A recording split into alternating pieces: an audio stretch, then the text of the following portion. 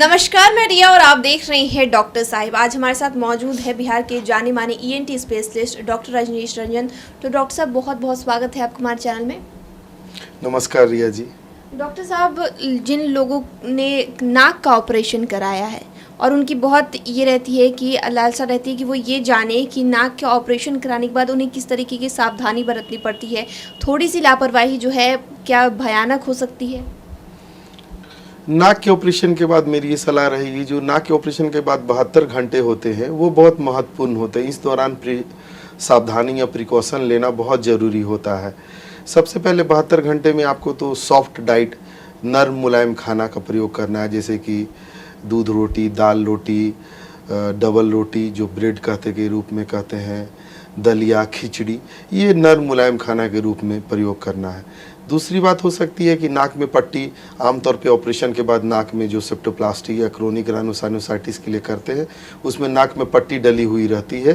तो नाक में पट्टी डली रहने के कारण सर में भारीपन रह सकता है, जो हल्का बना रहेगा, और ये दिन के 24 घंटों में हल्का बदलाव होता है। अर्ली मॉर्निंग थोड़ा ज़्यादा होगा, पर आपने मेडिसिन ले लिया, फिर ये घटते चला जाएगा।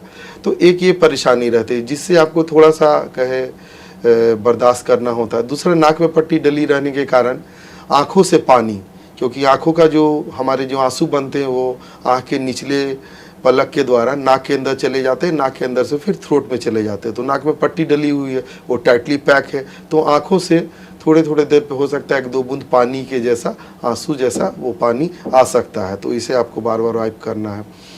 फिर दूसरा, एक और तीसरी बात होती है कि नाक में जब पट्टी डली हुई है तो मुंह से ही सांस लेना है और मुंह से ही भोजन करना है।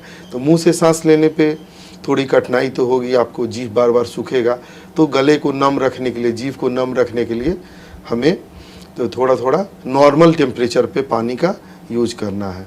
अगर इसी बीच अगर आपको नाक से ब्लड आ रहा है या नाक से टपक के ब्लड गले में आ रहा है, खराश के साथ आ रहा है ऑपरेशन के बाद, तो तुरंत जो आपके डॉक्टर हैं उनसे अवश्य मिलना चाहिए, क्योंकि ये एक खतरे की निशानी हो सकती है।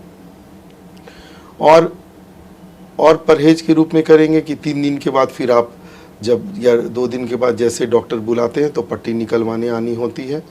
और निर्देशानुसार दवाई का जो होता है, जो डॉक्टर बताते हैं, जैसे टाइम टू टाइम लेना रहता है। कुछ दवाइयाँ खाने के रूप में होती है, कभी कभी नेजल स्प्रे के रूप में होता है, जो पट्टी निकालने के बाद भी या पट्टी के साथ साथ भी चलती है। तो इसका प्रयोग करना है। सर, जैसा कि आपने पट्टी हटाने के बाद भी जिक्र किया कि पट्टी हटाने की ज़रूरत जो 2-3 दिन के बाद होती है, इसके बाद भी किसी तरह की कोई सावधानी की ज़रूरत होती है? इसके बाद जैसे ठंडी चीज़ों का प्रयोग तो ये वर्जित रखेंगे अगले 2 महीने के लिए। कि बहुत ज़्यादा ठंडी चीज़ का प्रयोग करेंगे तो फिर नज़ला जुकाम हो सकता है, जो कि ऑपरेशन में एक खतरनाक साइन बोले ऑपरेशन को सही होने में बाधा का रूप में हो सकता है।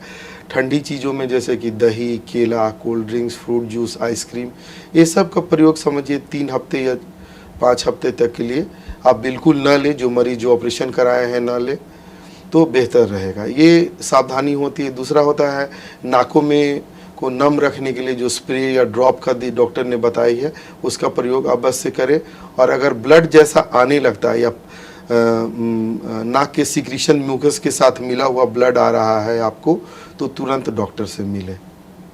तो सर, जैसे कि ऑपरेशन हुआ है और आपने बताया कि मतलब 2 महीने तक ठंडी चीज़ों का सेवन ना करें, इसमें अगर ऑपरेशन किसी का पक सकता है?